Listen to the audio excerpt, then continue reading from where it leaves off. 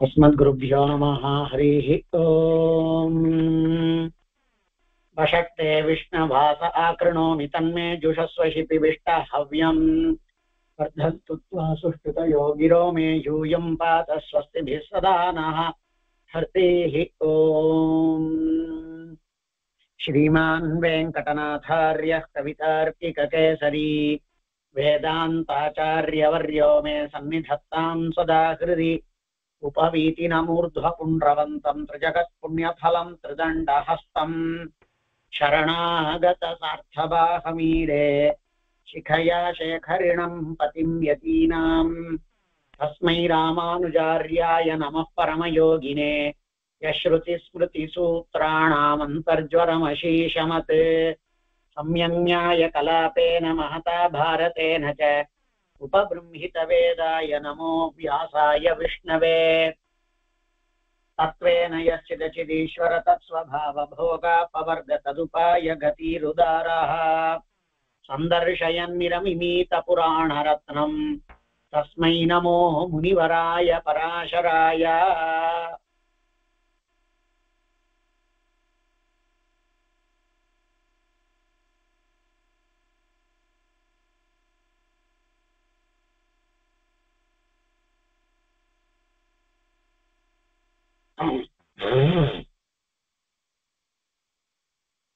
நம சர்வேபியः.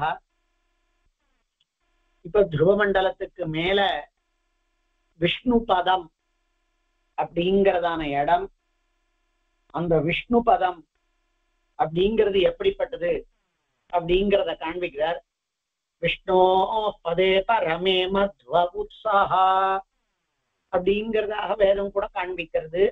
அங்கே இருந்துதான் கங்கை, அதாவது மந்தாக்கினியா இருந்து பூமி லோகத்துக்கு வந்த பிறகு கங்கையாக ஆகி பகீரதனால எடுத்துட்டு வரக்கூடியதுனால பாகீரதியாக ஆகி ஜன்னுவினாலே விடப்பட்ட காரணத்தினாலே ஜாஹ்னவியாக ஆகி பூமிக்கு வந்ததனால கங்கையாகி அந்த பாதாள வரைக்கும் போய் 3 வழிகளிலே போனதனால திரிபதா கா என்கின்றதான நாமங்களை எல்லாம் என்ற பெருமைகளை எல்லாம் கொண்டிருக்கக்கூடியதான அந்த விஷ்ணுபதின்னு சொல்லப்படக்கூடியதான பெருமாளினுடைய திருவடியிலிருந்து ஏற்பட்டதான பெருமையை கொண்டதான எந்த ஒரு கங்கையாகிறதா அந்த பிற்காலத்திலே உண்டோ அந்த நதியினுடையதான பரம பவித்திர தன்மை எம்பெருமானுடைய திருவடிகளிலிருந்து தோன்றியதுங்கிற காரணத்தினால அப்ப அது விஷ்ணு பதம்ங்கிறதான இடத்துல அது இருக்கக்கூடிய காரணத்தினால் அந்த விஷ்ணு பதம் எம்பெருமானினுடையதான இருப்பிடம் திருவடிகள் இருக்கக்கூடியதான இடம்.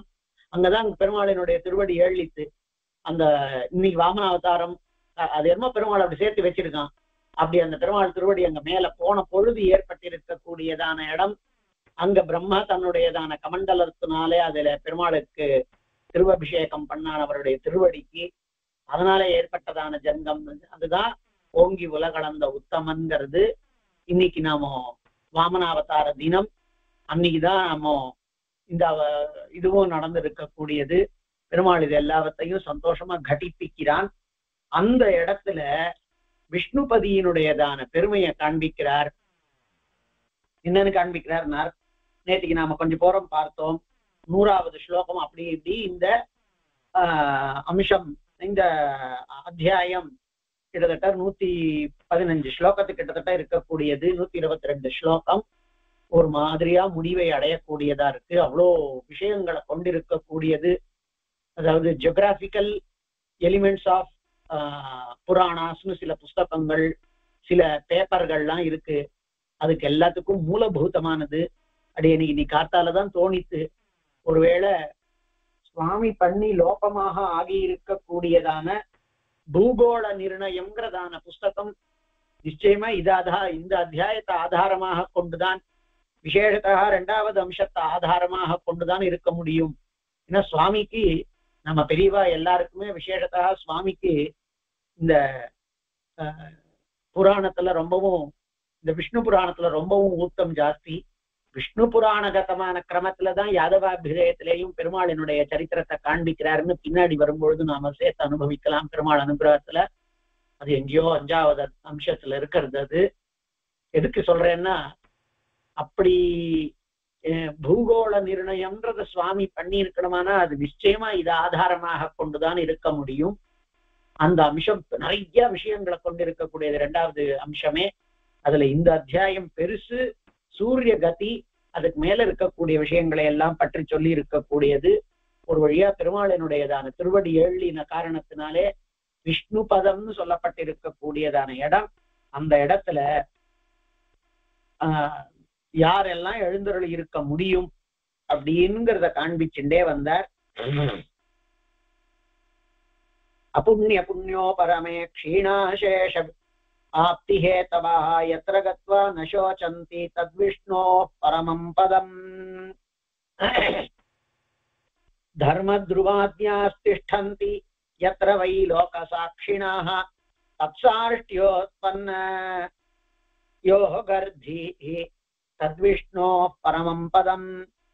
யத்ரோதமே தத் ப்ரோதம் ச யத்பூதம் சச்சராச்சரம் பாவ்யம் ச விஷ்ணோः விஸ்வம் மைத்ரேய தத்விஷ்ணோः பரமம் பதம். எல்லாம் எந்த இடத்துல ஓதப்ரோதமாயே இந்த லோகத்துல இருக்கிறது எல்லாம் ஏதாவது ஒரு அம்சத்துல பூதமோ பவ்யமோ எதிர்காலத்துல வரக்கூடியதோ எல்லாம் எந்த இடத்துலயே ஓதப்ரோதம் அப்படின்னா அந்த துணி நெய்யறது. இப்படி ஒரு நூல் போகும், இப்படி ஒரு நூல் போகும்.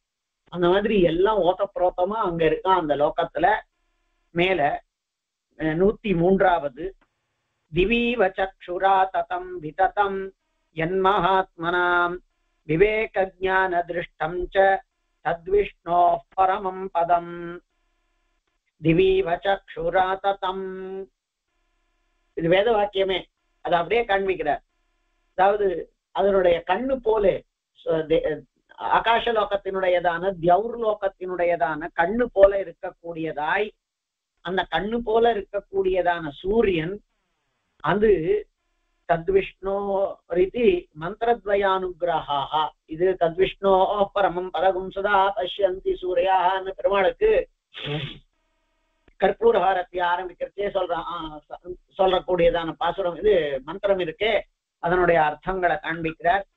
என் மகாத்மனாம் விததம், மகாத்மாக்களாலே நன்னா பறந்து இருக்கக்கூடியது, அவளுக்கு மகாத்மாக்களுக்கு அறியப்படக்கூடியது. விவேக ஞான திருஷ்டம் ச, விவேகம் பகுத்தாராயக்கூடியதான தன்னுடையதானது, தன்னுடையதான ஆத்மாவினுடையது. இந்த ஆத்மா பெருமாளுக்கு சேஷபூதமானது, தான் சுதந்திரன் இல்லன் அப்படிங்கிறதாக விவேக ஞானத்தை கொண்ட பகுத்தறிவாளர்களுக்குள்ளேயே மிகச் சிறந்ததான பகுத்தறிவுவாதிகளான நம்ம போன்றவாளுக்கு மாத்திரமே அறியப்படக்கூடியது. தத் விஷ்ணோ பரமம் பதம். யஸ்மின் பிரதிஷ்டிதோ பாஸ்வான் மேகீபூத ஸ்வயம் த்ருவாஹ த்ருவே ச சர்வ ஜோதிம்ஷி ஜோதிஷ்வம்போ முச்சோத்விஜ. இதுலதான் துருவ மண்டலம் இருக்கு. இந்த விஷ்ணு பதத்துல யஸ்மின் பிரதிஷ்டிதோ பாஸ்வான் மேகீபூத ஸ்வயம் த்ருவாஹா, அதுல அந்த பாஸ்வானான பிரகாஷ பாஸ்வான்னா சூரியனுக்கு பெயர். ஆனால் இந்த இடத்துல நன்னா ஒளிக்கொண்டிருக்கக்கூடியதான துருவா மேகீபூதா, அதுல நல்ல மேகங்களை மாதிரி ஆகி அந்த ஸ்ரீ விஷ்ணு பதம் அப்படிங்கிற இடத்துல ஒன்றி இருக்கின்றான். அந்த துருவனிடத்திலே எல்லா ஜோதிஷுகளும் ஒன்றி இருக்கின்றன. அதாவது பாச்சக்கரம்னு சொல்லுவோம். ஜோதிஷ் கொண்டிருக்கக்கூடியது எல்லாம் சூரியன் சந்திரன் நட்சத்திரங்கள் இதெல்லாம். அப்ப விஷ்ணு பதியில துருவமண்டலம் இருக்கு. துருவமண்டலத்துல எல்லா ஜோதிஷுகளும் இருக்கு. ஜோதிஷ் வம்போமு சோத்விஜ, அந்த ஜோதிஷுகளுக்குள்ளே நட்சத்திரங்கள் சூரியன் சந்திரன் இவைகளுக்குள்ளே மேகங்கள் பிரதிஷ்டிதங்களா இருக்கு. மேகேஷு சந்ததா விருஷ்டி, மேகங்களிலே விருஷ்டியானது மழையானது நிலை பெற்று இருக்கின்றது.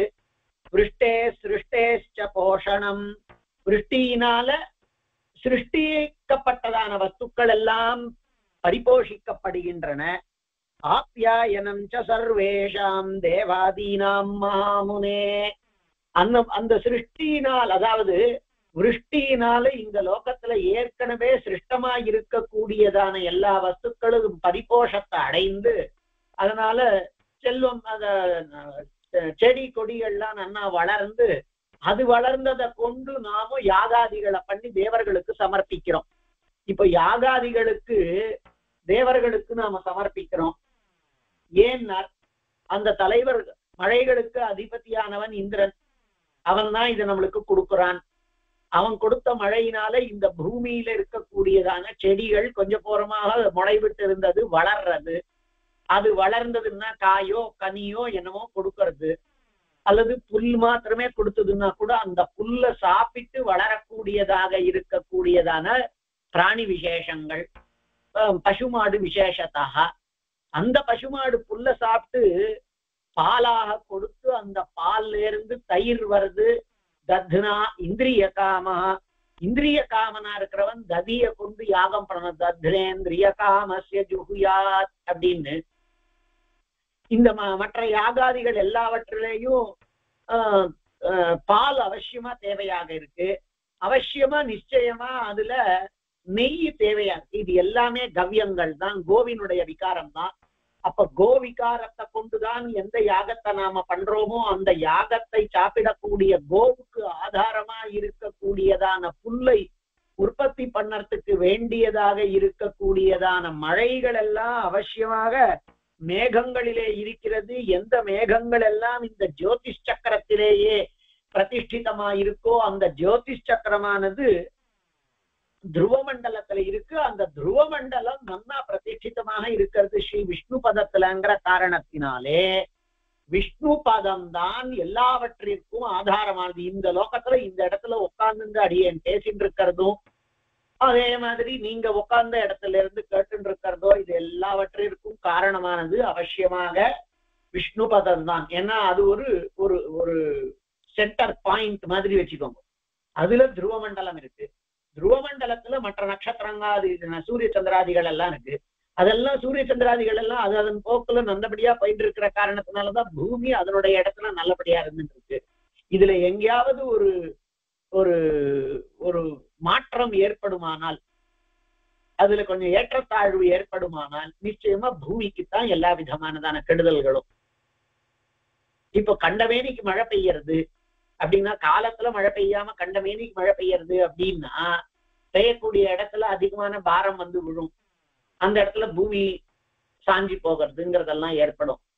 நாம அதுதான் அதிகமா மழை பெய்யறத கிளவுட் பர்ஸ்ட் அப்படின்லாம் சொல்றோம். அந்த இடத்துல ஒரே நேரத்துல அதிகமா வெள்ளம் வந்தது அப்படின்னாக்கா வெள்ளக்காடா போயிடுறது. இல்லையானா மலை சரிவு ஏற்பட்டதுன்னாக்கா மலைச்சரிவு ஏற்படுறது. வீடுகள் எல்லாம் அடிச்சுட்டு போகிறதோ, முழுகி போகிறதோ, இறந்து போகிறதோ நம்ம எல்லாமே பார்க்கிறோம். அப்ப இது என்ன, பூமிங்கிறது ஒரு தனித்தன்மை இல்ல. பூமிங்கிறது இந்த பூர் புவ சுவஹா இதெல்லாம் ஒன்னோட ஒண்ணு கட்டப்பட்டு இருக்கக்கூடியதுதான். அப்போ அங்க நாம நன்னா பண்ணிட்டோம்னா இங்க நமக்கு சௌக்கியமா இருக்கும். அதனாலதான் தயிர் தத்தான் அப்பிரதாயைபியோ யோபுங்கே ஸ்தேன ஏவசா அப்படின்னு தேவான் பாவயதானேன தே தேவா பாவயந்துவா பரஸ்பரம் பாவயந்த ஸ்ரேய பரம் அவாப்ஸ்யதான்னு கீதையில யாகாதிகள் எல்லாம் நீங்க பண்ணி தேவர்களை காப்பாற்றுங்கோள். நீங்க இதெல்லாம் பண்ணறதுக்கு அவ விருஷ்டிகளை எல்லாம் நல்லபடியாக வருஷிச்சு கொடுத்து பூமியில பச்சை பசேல் தானியங்களை எல்லாம் வளர வைப்பாள். இப்படி அவ கொடுத்த தானியத்தை கொண்டு அவளை மகிழ்ச்சி படுத்தி மகிழ்ந்து போன அவர்கள் நமக்கு இந்த மனுஷியால் மகிழ்ச்சி படுத்துறாளே யாகாதிகளாலன்னு அவ உங்களுக்கு விருஷ்டியாதிகளை அனுப்பி இப்படி ஒருவருக்கொருவர் பரஸ்பரம் பாவயந்த ஸ்ரேய பரம் அவாப்ஸ்யதா அப்படின்னு பெருமாள் காண்பிக்கிறார். அது எல்லாவற்றிற்கும் காரணம் அன்னாத் பவந்தி பூதானி பர்ஜன்யாத் அன்ன சம்பவா பர்ஜன்யாத் அன்ன சம்பவா யஜ்ஞாத் பவதி பர்ஜன்யா யஜ்ஞ கர்ம சமுத்பவா கர்ம பிரம்மோத்பவம் வித்தின்னு பெருமாள் கீதையில காண்பிக்கிறார். இப்படி எல்லாவற்றிற்கும் ஆதாரபூத்தமாக அந்த துருவமண்டலத்திற்கு மேலே துருவமண்டலத்தையும் தாங்கி இருக்கக்கூடியதாக இந்த விஷ்ணு பதமானது இருக்கிறது. சர்வ அம்போமுச்சோத்விஜ மேகேஷு சந்ததா விருஷ்டிர் விருஷ்டே சிருஷ்டேச்ச போஷணம் ஆப்யாயனம் ச சர்வேஷாம் தேவாதீனாம் மகாமுனே ததச்சாத்யாஹுதித்வாரா போஷிதாஸ்தே ஹவிர்புஜாஹ விருஷ்டேஹ் காரணதாம் யாந்தி பூதானாம் ஸ்திதயே புனः. இப்படி ஆஜ்யாஹுதி முதலியவற்றினாலே போஷிதாஸ்தே ஹவிர்புஜாஹ நன்னா முதலான அந்த தேவதைகள் எல்லாம் விருஷ்டே காரணதாம் யாந்தி சிருஷ்டே காரணதாம் யாந்தி சிருஷ்டிக்கும் விருஷ்டிக்கும் காரணமாக தேவர்களாகிறார்கள். பூதானாம் ஸ்திதயே புனா, அப்போ பூதங்கள் எல்லாம் ஸ்திதி ஆகிறது. அதனாலதான் ஒருவர் பொறுத்து எல்லாருக்கும் நல்லார் ஒருவர் உளறையல் அவர் பொறுத்து எல்லாருக்கும் பெய்யும் மழை அப்படிங்கிறது என்ன? ஒருத்தன் யாகம் பண்ணான்னா ஆஹா இவன் நம்மளுக்கு நன்னா கொண்டாடுறானேங்கிறதுக்காக அவனுக்காக மழையை பொழிவா. அதனால அந்த ஊர்ல இருக்கக்கூடியவா எல்லாருக்கும். அதனால ஒவ்வொரு ஊர்லயும் ஒரு நல்லவனாவது இருக்கணும், சந்தியாவந்தனம் பண்றவனாவது இருக்கணும் அப்படிங்கறதெல்லாம் சொல்லறது. அதனாலதான் வேதம் போதும் அந்தனர் போர் மழை, நீதியை பரிபாலிற்கும் செங்கோலோச்சும் அரசர்கோர் மழை, பத்தினி பெண்டிற்கோர் மழைங்கிறதெல்லாம் சொல்றா. மாதம் மும்மாறி பெய்யறது அப்படிங்கிறது.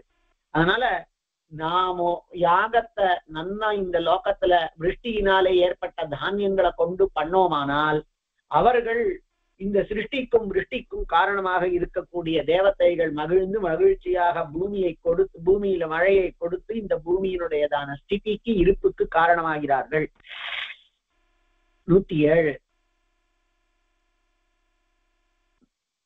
107வது ஸ்லோகம் என்ன ஆரம்பம்? துருவமேதத் பதம் விஷ்ணோ ஸ்ருதியம் அமலாத்மகம் என்னமோ தெரியல, அது முதல்ல எழுத்து இங்க மறைஞ்சிருக்கு. ஆதாரபூதம் லோகானாம் திரயாணாம் விருஷ்டி காரணம். இப்படி எல்லா லோகங்களிலே ஏற்பட்டிருக்கக்கூடிய விருஷ்டிக்கும் காரணமாய் எல்லா லோகத்தினுடையதான ஸ்திதிக்கும் காரணமாக இருக்கக்கூடியது இந்த விஷ்ணு பதம் அப்படிங்கிறத காண்பிக்கிறார். ஏவமேதத் பதம் விஷ்ணோ ஸ்ருதியம் அமலாத்மகம். இப்படி விஷ்ணோ ஸ்ருதியம் பதம் பெருமாளினுடையதான 2 திருவடி முடிஞ்சு 3வது திருவடி, அதுதான் விஷ்ணோ ஸ்ருதியம் பதம். அது திருத்தீயம் ஸ்தானம் அப்படிங்கிறது. அந்த பெருமாளினுடைய முதல் அடி மகாபலியினுடையதான முதல் அடி பூமி முழுக்கும் அளந்து, 2வது அடியினால ஆகாசம் முழுக்க அளந்து, 3வது அடியை அவன் காலில் வச்சான். அதுக்கு முன்னாடி அவனுடையதான திருவடி எல்லா இடங்களுக்கும் போச்சுது.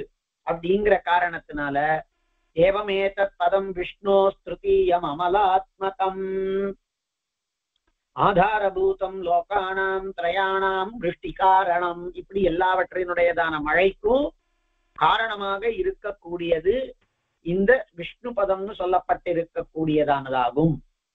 ததः பிரவர்த்ததே பிரம்மன் சர்வபாபஹராசரித் கங்கா தேவாங்கனாங்கானாம் அனுலேபன பிஞ்சரா. அதிலிருந்து இப்போ அத்தியாய சேஷத்தினால கங்கையினுடைய பெருமையை காண்பிச்சு முடிக்க போறார் ஒரு 10-15 ஸ்லோகங்களால. கங்கா தேவாங்கனானாம் அனுலேபன பிஞ்சரா ததः பிரவர்த்ததே பிரம்மன். அந்த விஷ்ணு பதத்திலே இருந்துதான் பிரம்மன், நன்னா பிரம்மிஷ்டரே மைத்ரேய மகர்ஷியே, அங்கே இருந்துதான் அனைத்து பாபங்களையும் போக்கடிக்க கூடியதான சர்வ பாபஹரா சரித்து கங்கா பெருகிறாள். பிரவர்த்ததே யாரவோ தேவாங்கனாங்கானாம் அனுலேபன பிஞ்சரா. தேவாங்கனாக்கள், அங்கனான்னா பெண்ணு, தேவாங்கனாக்கள் தேவலோகத்து பெண்டிர், அவர்களினுடையதான அங்கானாம் அனுலேபன பிஞ்சரா, கைகளை கால்ல தலையெல்லாம் பூசிக்கொள்ளக்கூடிய எத்தனையோ விதமானதான வாசனை திரவியங்கள் கொண்டிருப்பாளே, அந்த வாசனை திரவியங்களினுடைய கலப்பினாலே பிஞ்சரா நிலை பெற்றிருக்கக்கூடிய, அதனால வாசனை கொண்டிருக்கக்கூடிய கலந்திருக்கக்கூடியதான கங்கா தேவியானவள் அங்கிருந்துதான் பெருகுகின்றாள். சர்வாங்க கங்கா தேவாங்கனாங்கானாம் அனுலேபன பிஞ்சரா வாமபாதாம்புஜாங்குஷ்ட நகஸ்ரோதோ விநிர்கதா விஷ்ணோர் பிபர்த்தியாம் பக்தியா சிரசாஹர்நிஷம் த்ருவாஹா. துருவ மண்டலத்துக்கு மேல இந்த பெருமாளினுடையதான திருவடியினாலே ஏற்பட்டிருக்கக்கூடியதான கங்கை வருதோ இல்லையோ, அது வாமபாதாம்புஜாங்குஷ்ட. இதுல இருந்து நம்மளுக்கு என்ன தெரியுது? புராணம் அது 2 பக்கமாவும் சொல்றா. பெருமாள் பலியினுடையதான தலையில பெருமாள் பூமியை முதல்ல வலது காலால அளந்து, 2வது ஆகாசத்தை தாண்டி ஆகாசத்தை எல்லாம் அளந்தான் அவனுடைய திருவடி 2வது, அதாவது இடது திருவடியினால. அப்ப அந்த இடது திருவடி தான் அப்படி ஆகாசத்துக்கு நோக்கி போச்சான். சில இடங்கள்ல வலது திருவடின்னு கூட பிரயோகங்கள் இருக்கு, பாதுகா சாஸ்திரத்திலையும் இருக்கு. சில பேர் வலது திருவடின்னு தான் சொல்லியிருக்கா. இதெல்லாம் நமக்கு கேள்வி இல்லை. இங்க பெருமாளினுடையதான வாம அப்படின்னு இல்ல. வாம அப்படின்னா இடதுன்னு அர்த்தம் வச்சுக்காம அழகுன்னு வச்சுட்டோம்னா அழகான வலது திருவடின்னே வச்சுக்கலாம். அதை பத்தி ஒண்ணும் இல்லை. அதனால இடது வலதுலயோ வாம சப்தத்தினுடைய அர்த்தத்தையோ நாம சரியா கணிச்சிட்டோமானால் இந்த பிரச்சனை எதுவும் இல்லை. அதனால இங்க வாமபாதாங்குஷ்ட அப்படிங்கிறதுக்கு வாமபாதாங்குஷ்ட 109 துருவாதி பாத்தாலாந்தம் அவதீர்ண கங்கா பிரசம்சா அப்படின்னு போட்டிருக்கார். அப்படின்னு வியாக்கியானிச்சிருக்கார். அதுல வாமபாதாங்குஷ்ட அது இடதுங்கிறதாகவோ அழகுங்கிறதாகவோ எங்களாழ்வான் வியாக்கியானத்துல அது ரொம்ப சுலபமான ஸ்லோகம் அப்படின்னு எதுவும் பண்ணல. நீங்க பெருமாளினுடைய வலது திருவடிதான் பிரம்மா ஆராதனம் பண்ணி இருக்கான் அப்படிங்கிறதுனால அங்க இருந்தது வலது திருவடிதான் இங்க கேட்கிறவாழ்ல யாருக்காவது தோணிச்சுன்னா அப்போ அழகிய திருவடின்னு இந்த வாம சப்தத்துக்கு அர்த்தம் வச்சுக்கோங்க. வாமன்னா அழகுன்னு. அதனாலதான் பெண்களுக்கு வாமலோச்சனாகா அழகிய கண்களை கொண்டவர்கள் அப்படின்னு எல்லாம் பெயர். வாமாகான்னே பெண்களுக்கு பெயர். இன்னொரு அர்த்தம் இல்ல, பெருமாளினுடைய எந்த திருவடியா இருந்தாலும் அவசியமா பரிபாலிக்கத்தக்கது பரிபூஜிக்கத்தக்கதுங்கிற காரணத்தினால இடதுன்னு அர்த்தம் வச்சுக்கிட்டா இடதுன்னு அர்த்தம் வச்சுக்கலாம். அப்படி வாமபாதாம்புஜாங்குஷ்ட இடது திருவடி தாமரையினுடையதான அங்குஷ்ட இல்லது அழகிய திருவடி தாமரையினுடையதான கட்டவரல் அந்த நகஸ்ரோதோ வினிர்கதா அதனுடைய நகத்தினுடைய ஸ்ரோதஸிலிருந்து வந்ததாய் நகஸ்ரோதோ வினிர்கதா விஷ்ணோ அப்படி விஷ்ணுவினுடையதான இடது அல்லது அழகிய திருவடியினுடையதான தாமரையிலிருந்து நகத்திலிருந்து தோன்றியதான இந்த கங்கை தோன்றினாள். யாம் பக்தியா சிரசாஹர் நிஷம் துருவாபிபர்த்திய இங்கதான் விஷ்ணு பதம். அந்த இடத்துலதான் பெருமாளினுடைய திருவடி. அங்கிருந்து கங்கை தோன்றியது. அதற்கு கீழே இருக்கக்கூடியது துருவ மண்டலம். அதனால யாம் பக்தியா சிரசா அகர்நிஷம் துருவாகா அங்க துருவன் அகர்நிஷம் அந்த கங்காவினுடையதான அதாவது நாளைக்கு கங்காவா ஆகக்கூடியதான பெருமாளினுடைய திருவடி தீர்த்தத்தினாலே புரோக்ஷித்த சரீரனாய் புரோக்ஷித மஸ்தகனா இருக்கானா. எவ்வளவு பெரியதான அனுகிரகம் பாருங்க. ஏதோ துருவமண்டலம்னா துருவன் அங்க இருக்கான். துருவனுடையதான தலையில நேர எப்போதும் பெருமாளினுடையதான திருவடி தீர்த்தத்தினுடையதான ஸ்பர்ஷம் ஏற்பட்டுட்டே இருக்குன்னா தபஸ் பண்ணா பலன் இல்லாம இருக்குமா? ரிஷிகள் அனுகிரகம் பண்ணி நாரதாதிகள் அனுகிரகம் பண்ணி அந்த அளவுக்கு விஸ்வஸ்தமாக இருக்கக்கூடியதான ஒரு குழந்தைக்கு துவாதசாட்சர மந்திரத்தினுடையதான பலன் கிடைக்காமல் போயிடுமா? துருவமண்டலம்னு ஒரு இடம் மாத்திரம் இல்ல. அது எந்த மாதிரியான இடம்னா நித்தியம் பெருமாளினுடையதான திருவடி தீர்த்தம் படக்கூடியதான இடம். அப்படிப்பட்டதான சிரசா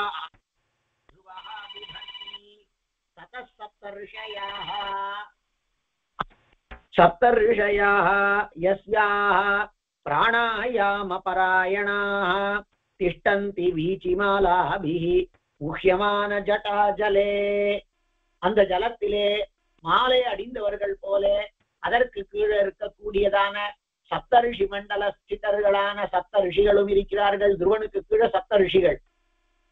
துருவனை எங்க கொண்டு வச்சுட்டா பாருங்க. சப்த ரிஷிகளுக்கு மேல அந்த சப்தரிஷி மண்டலத்துல இருக்கக்கூடியதான ரிஷிகள் எல்லாம் எந்த தீர்த்தத்தை எப்பொழுதுமே தாங்கிக் கொண்டிருக்கிறார்களோ சப்தரிஷயோ யஸ்யாக பிராணாயாம பராயணா எந்த நதியினுடையதான வீச்சிமாலாபிஹி அலை கூட்டங்களினாலே உஹ்யமான ஜட்டாக தாங்கப்பட்டதான ஜட்டைகளை கொண்டவர்களாய் அதனுடைய அலை கூட்டங்களால் அந்த ஜலம் பெருகி ஏற்படக்கூடிய அலைகளாலே அலைக்கழிக்கப்படக்கூடியதான ஜட்டையை கொண்டவர்களாய் சப்த ரிஷிகள் இருக்கிறார்கள். சப்த ரிஷிகளை பவித்திரமாக ஆக்கக்கூடியதான அலைக்கூட்டத்தை ஏற்படுத்தக்கூடிய மிகச்சிறந்ததான நீர் பெருக்கை கொண்டிருக்கக்கூடியதாய் துருவமண்டலத்திலிருந்து வரக்கூடியதா இருக்குது.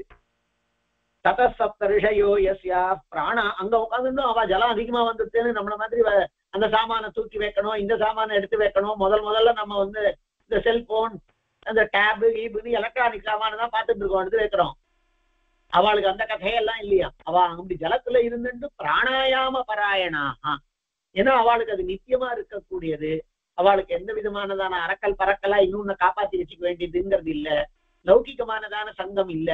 பிரகிருதி மண்டலமானதான எந்த விதமான துக்கமும் இல்லாத காரணத்தினால் ஜலத்துல எம்பெருமான் திருவடியிலிருந்து எழுந்துதான எந்த ஒரு துருவமண்டல கட்டமானதான ஜலம் மேல பெருகி சப்தரிஷி மண்டலத்துல அந்த லோகத்தை நனைக்க இருக்கின்றதோ அதனாலே நினைக்கப்பட்டு தங்களை பரம பாகவதர்களாக எண்ணிக்கொண்டதான சப்த ரிஷிகள் ரொம்பவும் பவித்திரமான மனசு கொண்டவர்களாய் பிராணாயாம பராயணர்களாக இருக்காளோ அந்த கங்கா அங்க பெருகின்றது. மேல திஷ்டந்தி வீச்சிமாலாபிருஹ்யமான ஜட்டாஜலே வார்யோகை சந்ததைர்யஸ்யாஹ ப்ளாவிதம் சசிமண்டலம் பூயோதிகதமாம் காந்திம் வஹத்யேததுபக்ஷயம். அதுக்கு கீழே சப்தரிஷி மண்டலத்துக்கு கீழே சந்திரமண்டலம்.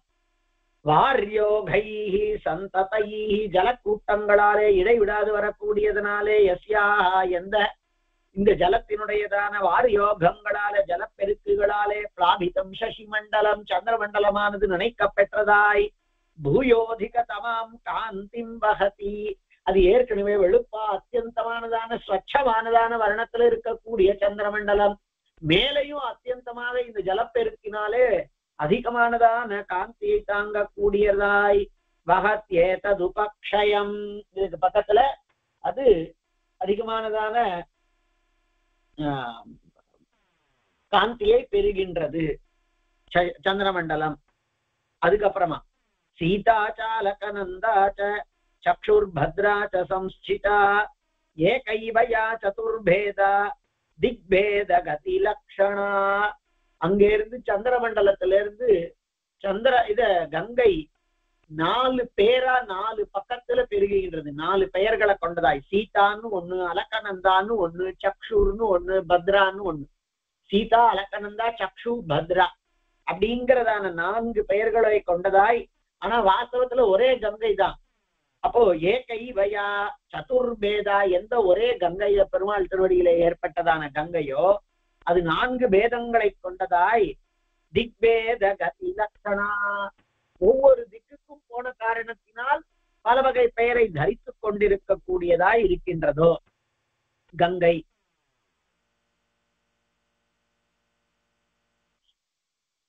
அதுக்கு அடுத்த ஸ்லோகம்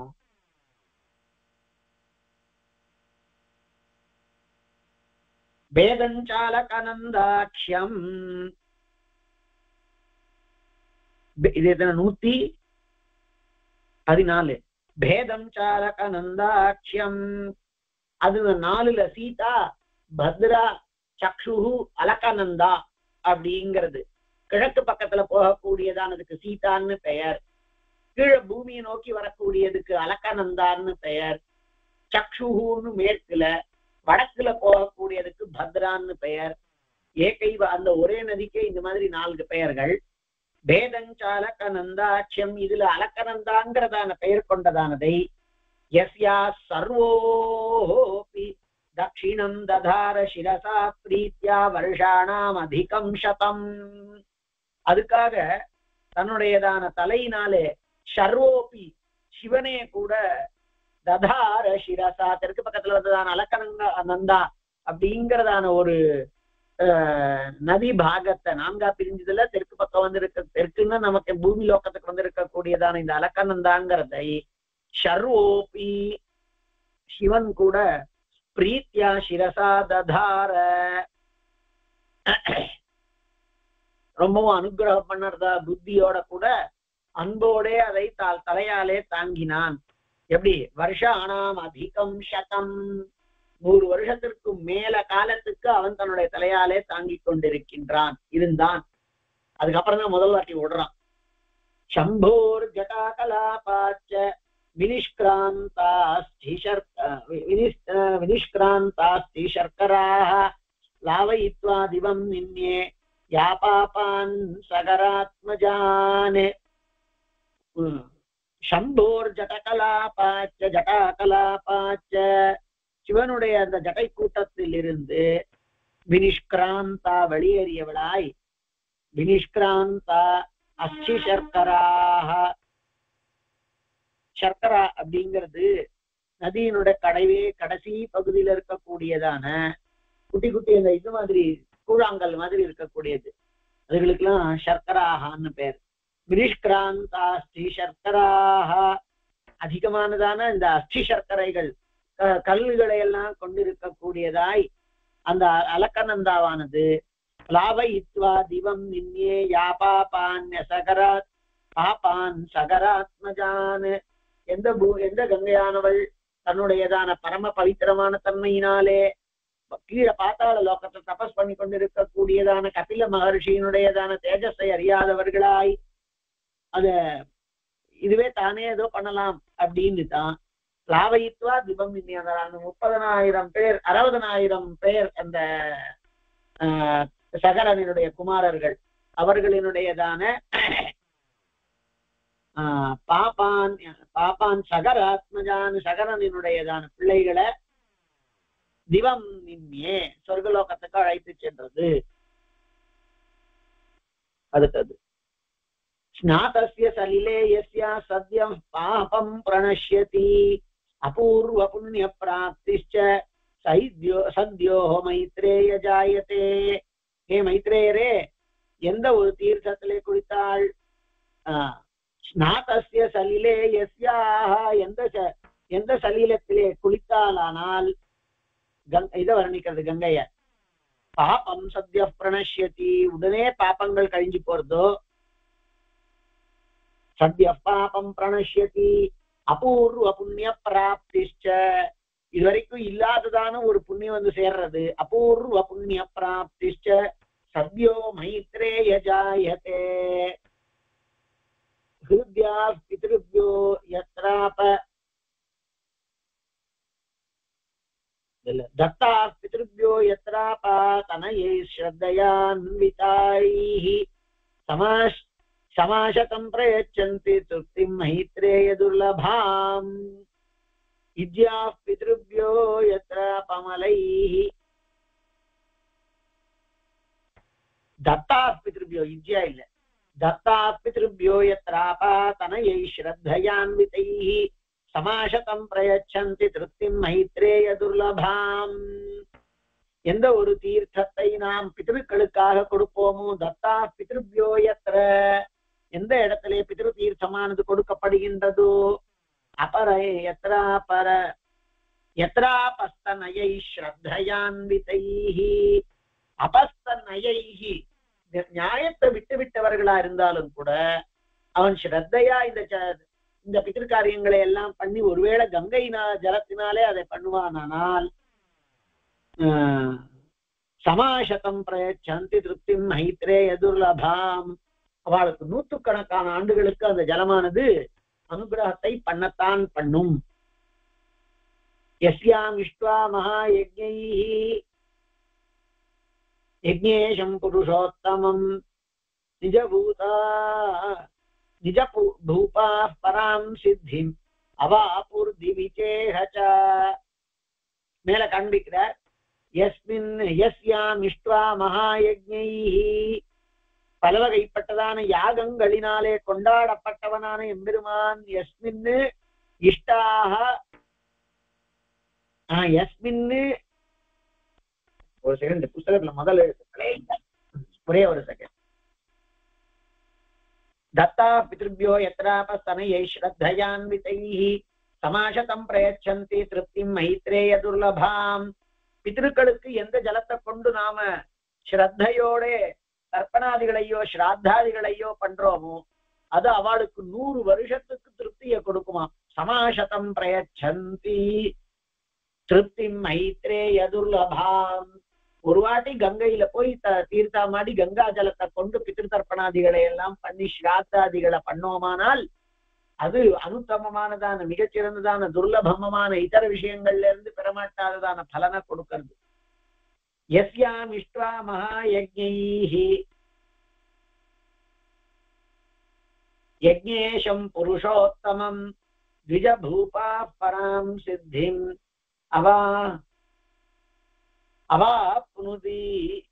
அவாப்னுர் திவிச்சேஹச. யஸ்யாம் இஷ்ட்வா மகாயஜ்ஞைர் யஜ்ஞேஷம் புருஷோத்தமம், யஜ்ஞத்தினுடைய அதிபதியாக சொல்லப்பட்டிருக்கக்கூடியதான புருஷோத்தமான ஸ்ரீயப்பதியான சாட்சாத் எம்பெருமானை எந்த தேசத்திலே எந்த இடத்துல நாம கொண்டாடினால், யஸ்யாம் இஷ்ட்வா மகாயஜ்ஞைர் யஜ்ஞேஷம் புருஷோத்தமம், அப்படி அந்த யஜ்ஞேஷனாக இருக்கக்கூடியதான யஜ்ஞேஷனா இருக்கக்கூடியதான எம்பெருமானை கொண்டாடக்கூடியதான முறையில யாகாதிகளை எல்லாம் யாரெல்லாம் பண்ணி அந்த இடத்துல கொண்டு போகிறார்களோ அவர்களெல்லாம் நிஜபூபாஹ பராம் சித்திம் அவாப்னுயுர்தி விசேஷ.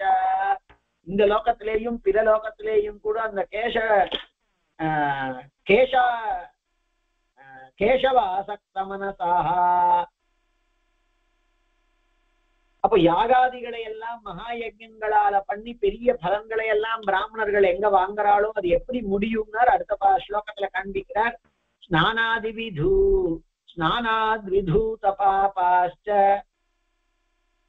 யஜ்ஜலைர்யதயஸ்ததா கேசவாசக்த மனசா பிராப்தா நிர்வாணமுக்தம்.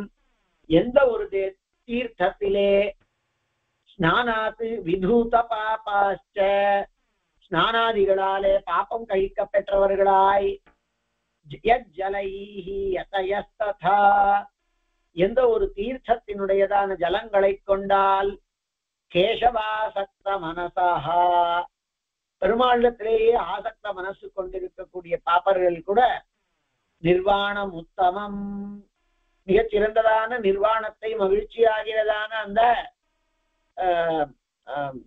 நிர்வாணம்னு அதுக்கு பெயர். அந்த சாம்சாரிக முக்தி அதை அடைகிறார்கள். ஸ்ருதாபிலஷிதா திருஷ்ட்வா ஸ்பிருஷ்ட்வா பீதாஹ அவகாஹிதா யாபாவயதி பூதானி கீர்த்திதா ச தினே தினே. இப்படி கங்கைய பத்தி ஸ்ருதா கங்கைய பத்தி ஒருத்தர் சொல்லி கேட்டாலும் அடியன் வியாக்கியானத்தை பார்த்து சொல்றேன், புரிஞ்சுன்னா நீங்கள்லாம் அடியன் சொல்றதை வச்சு புரிஞ்சுக்கணும். எல்லாருக்குமே ஒரு ஆச்சாரியன் ஒண்ணு உண்டு. அந்த காரணத்தினால அதை பற்றி ஸ்ருதா கேட்டாலும் சேவல அபிலஷிதா ஒரு வாட்டி போய் பார்க்கணுமே, அதனுடைய ஜலத்தை குறைஞ்சபட்சம் புரோக்ஷணமாவது பண்ணிக்கணுமே என்று அபிலாஷை கொண்டிருந்தால் திருஷ்டா அந்த கங்கையானவள் ஒருவேளை திருஷ்டா பார்க்கப்பட்டாலோ ஸ்பிருஷ்டா அடுத்த இது தொட்டாலோ கூட அவகாஹிதா இல்ல அதுல மூழ்க பெற்றாலோ நாம முழுகினாலோ யாபாவயதி பூதானி எந்த ஜலம் கங்கா ஜலம் அத்தனை பூதங்களையும் பாவயத்தி மகிழ்ச்சிப்படுத்துகின்றதோ தூய்மைப்படுத்துகின்றதோ பூதானி கீர்த்திதாச்ச தினே தினே கீர்த்திதாச்ச ஒவ்வொரு நாளும் கொண்டாடப்படக்கூடியதாய்.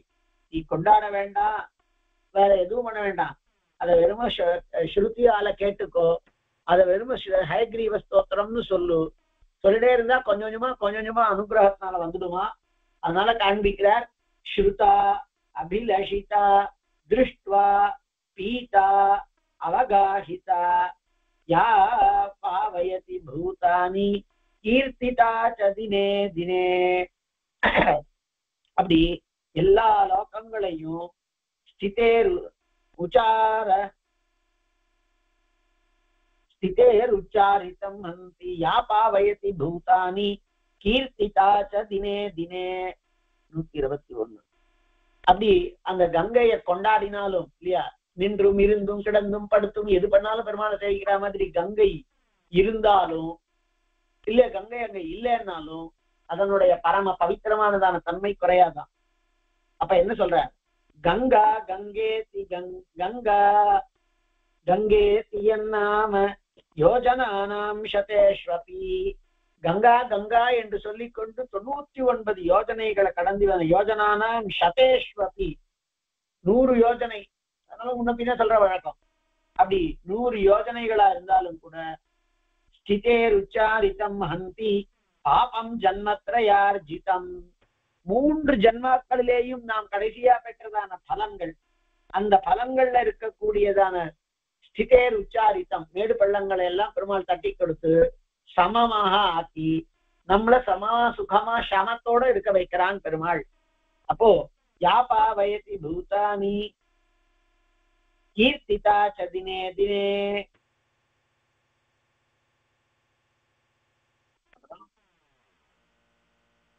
கங்கா கங்கே தியன்னாம யோஜனானாம் சதேஷ்வபி ஸ்திதேருச்சாரிதம் ஹந்தி பாபம் ஜன்மத்ரயார்ஜிதம், 3 ஜன்மாக்களாலே பண்ணப்பட்டிருக்கக்கூடியதான பாபத்தை கங்கா கங்கா அப்படிங்கிறதான எந்த ஒரு பெயரே பல 100 மைல் கடந்து வரக்கூட தன்னிடத்திலே வருகிறான்ங்கிறத தெரிஞ்சுட்டு அவளுக்கு ஸ்திதே ருச்சாரிதம் ஹந்தி பாபம் ஜன்மத்ரயார்ஜிதம், 3 ஜென்மங்களாலே கடைசி 3 ஜென்மங்களாலே அவனாலே பெறப்பெற்று இருக்கக்கூடியதான பாபங்களை எல்லாம் உச்சாரித்தம் அடிக்கப்படுகின்றது. யதஸ்ஸா பாவனாயாலம் த்ரயாணாம் ஜகதாமபி சமுத்பூதா பரம் தத்து சரிதம் சமுத்பூதா பரம் தத்து திருத்தீயம் பகவத் பதம். யதஸ்ஸா பவனாயாலம் ரிஷி பாவனாயாலம் ரிஷீனாம் அகதாமபி, அங்க வந்திருக்கக்கூடிய அத்தனை ரிஷிகளுக்குமே வந்திருக்கக்கூடியவாள்லாம் வெறுமை அந்த பக்கமா போயிட்டு வரக்கூடியது அப்படின்னு கங்காவாகவே பூமி ஸ்பர்ஷம் வந்துருக்குனால இப்ப பூமி ஸ்பர்ஷமே வராததான வேளையில கூட அதை காண்பிக்கிறார். திரயாணாம் ஜெகதாமபி பாவனாய அலம், எல்லா லோகங்களையும் தூய்மைப்படுத்துவதற்கு நீ ஒரு தீயே போறோம். பாவனாய அலம் திரயாணாம் ஜெகதாமபி சமுத்பூதா பரம் தத்து, இருந்தாலும் நீ அங்கிருந்தே எந்த விதமான அனுகிரகம் பண்றது இல்லைன்னு நீ இங்க நேர வந்தியானால் அந்த எல்லா விதமான பாப்பங்களையும் அடித்து யாரோ ஒருத்தனை கூட வசதியான கத்தியை கொடுத்து வைக்கிறையே, அது அந்த கங்கையினுடைய பெருமை. அந்த கங்கையே துருவமண்டலத்துக்கு மேல இருக்கக்கூடியதான எம்பெருமானுடைய மண்டலத்துலதான் இருக்குங்கிற காரணத்தினால் இதுதான் அந்த கங்கா பெருகக்கூடியதுங்கிறதான பலம்.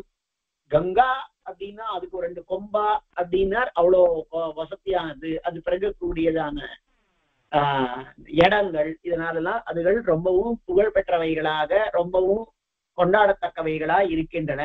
யதஸ்ஸா பாவனாயாலம் த்ரயாணாம் ஜகதாமபி சமுத்பூதா பரம் தத்து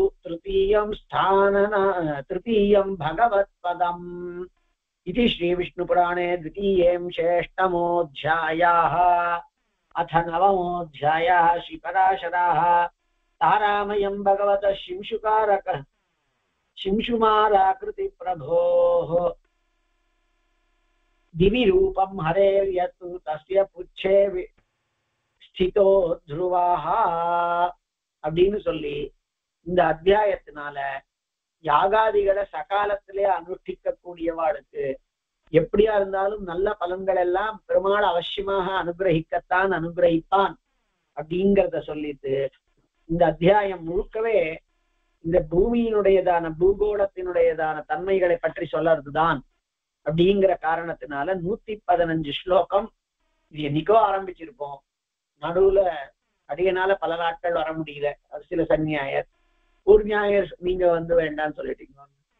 ஆக இந்த 2வது அத்தியாயம் இந்த பூமியினுடையதான சம்ஸ்தானம், பூமியினுடையதான இருப்பு அப்படிங்கிறத சொல்லிட்டு பூமண்டலத்தினுடையதான இந்த அந்த வட்ட வடிவமானதான தன்மை, அதுல காண்டாகாரங்க இங்க என்னவா இருக்கு, காராகாரம்னா ஜெயில், இவைகளை பற்றி எல்லாம் காண்பிக்கிறார். இப்படி எல்லா விதம், அதாவது ஜெயில்ல என்ன சொன்னாங்க, நம்ம எல்லாரும் இந்த சம்சார பந்தத்திலே மாட்டிக்கொண்டு இருக்கக்கூடியவாளுக்கெல்லாம் ஒரு விதமானதான பந்த விமுக்தி கிடைக்கிறது. அந்த பந்த விமுக்தி கிடைக்கப்பட்டிருக்கக்கூடியதுக்கான காரணம் நன்னா கட்டப்பட்டிருக்கக்கூடியதான துருவாதி மண்டலங்கள். நமக்கு என்னன்னா சூரியன் தான் எல்லாம், அவன் தான் இருக்கிறதுலயே பக்கத்துல இருக்கிறவன். சூரியனை காட்டிலும் சந்திரன், சந்திரனை காட்டிலும் நட்சத்திர மண்டலங்கள் எல்லாம் தொலைவில் இருக்கு.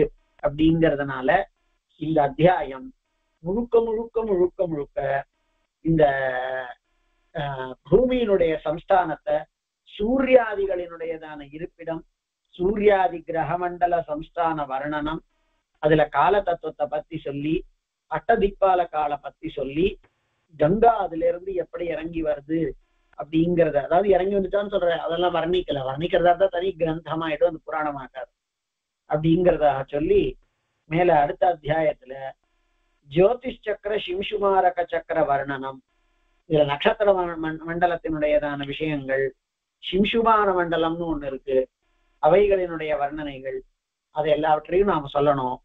அதை சொல்லுவதற்கு மேல்பட்டதான 9வது அத்தியாயத்துல அவகாசம் இருக்கு. 9, 10 மொத்தமா 16 அத்தியாயம் கொண்டது. இந்த 16 அத்தியாயத்துல இந்த பூமியினுடையதான வர்ணனம் அப்படிங்கிறது, 10வது அத்தியாயத்துல சூரியனுடையதான வர்ணனம், அப்புறமா சூரியனுடையதான சக்தி பெருமைகளை காண்பித்து நவக்கிரகாதிகளை பற்ற கூட காண்பிக்கிறார். அப்படி சொல்லி ஒரு 12 அத்தியாயம் ஆன உடனே கொஞ்சமா ஜடபரதர் உபாக்கியானத்துக்கு போயிடுவார். ஆக இந்த அத்தியாயம் பூமி, சந்திரன், பூமி, ஆகாசம், சொர்க்கலோகம்னு சொல்லப்படக்கூடியதான ஆகாச மண்டலம், இது எல்லாவற்றிலேயுமே கூட நாமும் எப்படி விவகரிக்கணும், எப்படி நடந்து கொள்ள வேண்டும், எந்த மாதிரி இருந்தா எந்த இடத்துக்கு போகலாம் அப்படின்னு. ரொம்ப விஐபியா இருந்ததுன்னா விஐபி தரிசனம் அப்படின்னு சொல்லி பெருமாளை சேவிக்கிறதுக்கு விடுறா. எல்லாமே அவர் தான் நிச்சயம் பண்ணணும். அந்த மாதிரி அந்த நிச்சயம் பண்ணக்கூடியவனுடையதான அனுகிரகம், அந்த எம்பெருமான் அவனுடையதான அனுகிரகம், அந்த எல்லா காரியங்களையும் தன்னுடையதான உள்ளப்படி திருவுள்ளப்படி நடத்தக்கூடியதான எம்பெருமான் அவனுடைய அனுகிரகத்தினால ஒரு மாதிரி இது முடிஞ்சது. இது வாஸ்தவமா இந்த 8வது அத்தியாயம் அடியேன் பார்த்து ஒரு மாதிரி புரிஞ்சுண்டு அதை உங்களுக்கு சொல்லணும் அப்படின்னும் பொழுது நிறைய சிரமகரமா தான் இருந்தது. ஆனால் அதை படிச்சு முடிச்ச பிறகு, அதாவது அதை சேவிச்சு முடிச்ச பிறகு பார்த்தா இப்பதான் கொஞ்சம் கொஞ்சமா ஒவ்வொரு ஐடியா நம்மளுக்கு புரிய வருதுங்கிறதுனால இந்த அத்தியாயம் சூர்யாதி கிரகங்களினுடைய இதுல ஆரம்பிச்சு துருவமண்டலத்தை சொல்லி, அதற்கு மேல விஷ்ணுபதியை சொல்லி, அதற்கு மேலே அந்த விஷ்ணுபதியிலிருந்துதான் கங்கை பெருகி வருதுங்கிறதாக காண்பிச்சு கங்கையினுடையதான பெருமை, கங்கா லஹரின்னே ஒரு கிரந்தம் ஜெகநாத பண்டிதர் அப்படின்னு பண்ணார். அதாவது அவர் ஷாஜஹானுடைய சபையில இருந்தார். அவருக்கு யமுனா, கங்கா இதுல எல்லாம் ரொம்பவும் ஈடுபாடு. ஆனால் நல்ல கவி. ஆனா அவருக்கு அவர் முஸ்லிம் ராஜாவுடைய அரவணைப்புல இருந்து கொஞ்சம் பாதி முஸ்லீமாவே ஆயிட்டார். அதனால யவனி நவநீத கோமலாங்கி ஷயனியே எதி நீயத்தே கதாச்சித் அவநீதலமேவ சாது மன்னியே அப்படிங்கிறதாக ஸ்லோகங்கள் எல்லாம் பண்ணார். அதனால அவரை நம்ம ஜாதி பிரஷ்டம் பண்ணி வச்சுட்டா, ஜாதி பிரஷ்டம் பண்ணி வச்சுட்டா ரொம்ப சிரமம், எந்த காரியத்துக்கும் யாரும் வரமாட்டா அப்படிங்கிறது ஆயிடும். அதனால அவருக்கு ரொம்பவும் கேதமா போயிடுதான், ரொம்பவும் கஷ்டமா போயிடுதான். அவனுடைய கடைசி நாள்ல அந்த கங்கை, அங்க இன்னைக்கு டெல்லி அந்த இந்திரபிரஸ்தம், அந்த கங்கை ஓடுறது, அது நிறைய படிக்கட்டுகள் எல்லாம் இருக்கு. அந்த கங்கா ஜலத்தினுடைய மேல் படிக்கட்டுல உட்கார்ந்து கங்காவை நோக்கி ஒவ்வொரு ஸ்லோகமா பாடுறார். அப்படி பாடும் பொழுது இந்த கங்காவினுடைய ஜலம் பெருகி கடைசியில தன்னுடையதான காலடிக்கு வந்த உடனே அந்த ஸ்லோகத்தை சொன்னார். அது வழியா அது அவர் இழுத்துட்டு போயிடுத்து அப்படிங்கிறது. அப்போ அவர் சாட்சாத் நேர கங்கையில சமாதியானாக்க விஷ்ணு பதத்திலே தோன்றி அவர் விஷ்ணு பதியிடத்திலேயே இழுத்து செல்லப்பட்டு, விஷ்ணுபதினா கங்கைக்கு பேர், அதன் மூலமாய் அது எம்பெருமானையே விஷ்ணு பதத்தையே போய் அடைகிறாருன்னு தான் நாம் எடுத்துக்கணும். அப்படிப்பட்டதான மகா புண்ணியமானதான பாவனமானதான இந்த கங்கா சரித்திரம். அது அந்த கங்கா சரித்திரத்துக்கு மேல இந்த 9வது அத்தியாயத்துல பல வகைப்பட்டதான ஜோதிஷுகளை பற்றியும் சிம்சுமாரக சக்கரம்னு ஒண்ணு இருக்கு, இவைகளை பற்றியும் சொல்ல போறார். அதை வர்ற வாரத்துல சேவிக்கலாம். இது ரொம்பவும் கஷ்டப்பட்டு இது பண்ணி இருக்கக்கூடியது. ரிஷிகள் எல்லாம் அவ்வளோ ஞாதாக்களா இருந்திருக்கா. அதை புரிஞ்சுக்கிறதுக்கு கூட நமக்கு ரொம்ப காலதாமசம் ஆகிறதுன்னு அது எவ்வளவு பெரிய கம்பீரமானதான விஷயங்கள் பார்க்கணும். ஏதோ அவற்றை எல்லாம் உங்களோட கூட சம்பிபாகம் பிரித்து நம்ம உங்களோட கூட அதை அதாவது பகிர்ந்துக்கிறதுக்கு ஒரு அவகாசம் கிடைச்சது. அந்த காரணத்தினால இந்த ஜிஎஸ்பிக்கு அத்தனை பேருக்கும் அதனுடையதான நிர்வாக காலுக்கும் எல்லாருக்குமே அடையனுடையதான தன்யவாதங்களை சொல்லி கங்கையினுடையதான பெருமையை சரியா அந்த வாமனாவதாரம் பண்ணார். வாமனாவதாரம் பண்ணி உடனே அன்னைக்கேதான் பெருமாள் அவசியமா திருவிக்கிரம அவதாரம் பண்ணி அன்னைக்கேதான் பெருமாள் திருவடி வந்துடுத்துங்கிறதுனால தன்னுடையதான பிரம்மலோகத்துக்கு வந்துடுச்சுங்கிறதுனால பெருமாள் திருவடியை தன்னுடைய குண்டிகையால அவன் அனுகிரகம் திருவபிஷேகம் பண்ணான் அப்படின்னு ஓங்கி உலகளந்த பாசுரத்துல இருக்கும். அதையும் பெருமாள் தலை கட்டி கொடுத்தான். இன்றைய நாள்ல நம்ம நேத்திக்கு முடிஞ்சிருக்க கூடாதோ? அப்படி இல்லை, நேத்திக்கு முடிஞ்சிருந்ததுன்னா நாளைக்கு திருவோணம் இதுன்னு சொல்லியிருப்போம். அதனால இந்த ஹயகிரீவ ஜெயந்தி இன்னைக்கு நட்சத்திரம் ரொம்ப உத்கிருஷ்டமானதான நாள். இன்னைக்கு ஸ்ரவண நட்சத்திரம், ஹயகிரீவ ஜெயந்தி, ஆவணி மாசத்தினுடைய ஸ்ரவண நட்சத்திரம், ஹயகிரீவ ஜெயந்தி ஸ்ரவணத்துக்கே ஏற்பட்டதான பெருமை. இன்னைக்கு ஓணம், அதனால வாமனன் அவதரித்தது, திருவிக்கிரமனுடையது, கங்காவதரண தினம். கங்காவதரணம்னா அங்க லோக்கத்துல, ஆனால் இது எல்லாவற்றிற்கும் கூடவே சேர்ற மாதிரி அடியோங்களுக்கெல்லாம் இன்னைக்கு ஸ்ரவண துவாதசி. ஸ்ரவண துவாதசின்னா ஸ்ரவணமும் துவாதசியும் சேர்ந்ததுன்னா அது ஒரு நிமித்தம், விரத நிமித்தம். அது வருஷத்துல சாதாரணமா 2 வரும், மாசி மாசத்திலையும் ஆவணி மாசத்திலையும் தான் சாதாரணமா சம்பவிக்கும். அது இன்னைக்கு நேர்ந்திருக்கு. அது ஏகாதசியை காட்டிலும் விசேஷம் அப்படிங்கிற காரணத்தினால அன்னைக்கும் விரதத்தை அனுஷ்டிச்சு அடியவங்கள் எல்லாம் நாளைக்குதான் இது பண்றோம், பாரணை பண்ண போறோம். அப்படி ஸ்ரவண துவாதசி அன்னைக்கு ஸ்ரவணம் பண்றதுக்கு நம்ம எம்பெருமானினுடையதான விஷயங்களையும் கங்கையினுடையதான விஷயத்தையும் சிரவணம் பண்ணறதுக்கு ஒரு அவகாசம் நமக்கு கிடைச்சது. அது உங்க எல்லாருடையதான திருவடிவாரங்கள்லையும் இதை ஏற்பாடு பண்ணவாளனுடைய திருவடிவாரத்தையும் இது எல்லாத்தையும் இந்த காலத்துல இந்த மாதிரி நாம நன்னா பண்ணிட்டு இருக்கோம் அப்படிங்கிறதுக்கு பெருமாளினுடையதான அனுகிரகம் தான் இது. இந்த நாள்ல எல்லாம் அதுவா அமையறதுங்கிறதெல்லாம். அதனால எம்பெருமானுக்கும் பல்லாண்டு பாடி, அந்த வாமனாவதாரமாக வந்து திரிவிக்ரமவனாக அவதரித்து கங்கையை அவதரிப்பித்திருக்கக்கூடியதான எம்பெருமானுக்கும் பல்லாண்டு பாடி, இதையெல்லாம் ஏற்பாடு பண்ணி இருக்கக்கூடிய திவ்ய நாமங்களுக்கும் கூட பல்லாண்டு பாடி, இதையெல்லாம் கேட்டுக்கொண்டிருக்கக்கூடியதான உங்கள் அனைவருக்கும் கூட எல்லா விதத்திலேயும் எம்பெருமானுடைய அனுகிரகம் இருக்கட்டும்ங்கிறதாக சொல்லி இந்த அவகாசம், இந்த பெரிய அத்தியாயம் இதோட முடியறது. இதோட நிறுத்திக்கிறோம். அடுத்த வாரத்துல மேல ஜோதிஷ் சக்கரங்கள் இருக்கக்கூடியது பெரிய அத்தியாயம் வந்ததுன்னா அதுக்கப்புறமா சின்னதா இருக்கும். வெறும் 24 ஸ்லோகம் தான். இதுல 122 அதுவும் கனமான ஸ்லோகம், அர்த்த கனமான இருக்கக்கூடிய ஸ்லோகங்களாச்சு. ஜோதிஷ் சக்கரம் சிம்சுமார சக்கரம்ங்கிறத பற்றி அடுத்த வாரம் நாம பார்க்கலாம். எல்லாருக்கும் நம்முடையதான தன்யவாதங்கள். விசுத்த விஜான கனஸ்வரூபம் விஜான விஸ்ராண நபத்த தீக்ஷம் தயாநிதிம் தேகபிருதாம் சரண்யம் தேவம் ஹயக்ரீவமஹம் பிரபத்யே. நம சர்வேभ्यः.